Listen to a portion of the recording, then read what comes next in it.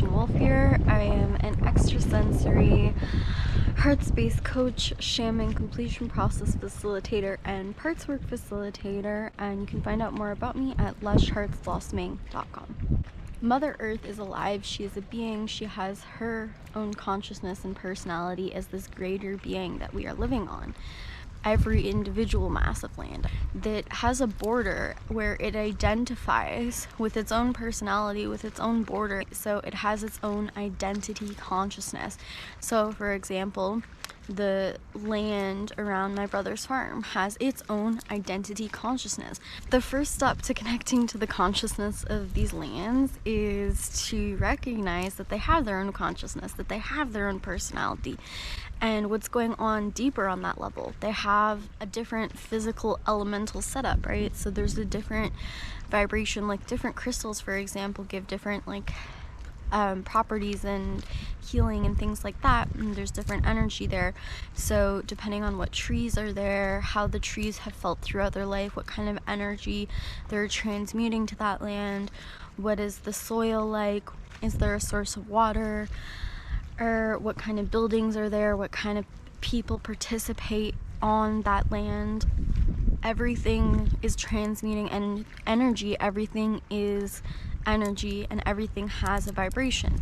So the overall vibration of the land what makes up its personality. And then there's also other things to think about, like where is this land located in terms of the earth chakra system, because the earth has a chakra system herself. So there's a space in the world that the root chakra is located at the sacral chakra, the solar plexus, the heart chakra of the earth.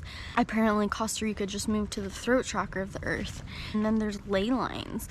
Ley lines are basically earth's meridians, or lines of energy, where they're powerful spaces that are transmuting energy. We then have portals of energy. We then have different access points, like places that are connected to things like the pyramids or different portals within the earth. When you're connecting with a consciousness of land, you can go to that land, and especially if you're able, you can actually sit on that land, put your bare feet on the soil or the grass there, or whatever kind of land that you're there, and literally just surrender your body to that land to begin with. And then you can say, "Hello, dear land, I am here to receive you. I am here to be with you. Thank you.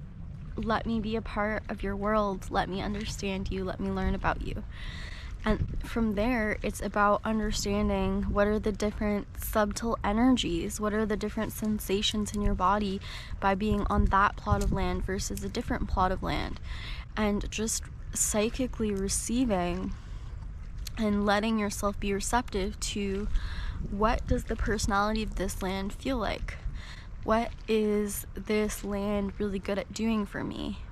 What is it here to help me with in my life? Let's say I was brought to Hawaii, or let's say I was brought to Costa Rica, or let's say I just went somewhere different in my own country to visit someone. I can ask, what is this land here to give to me in my life?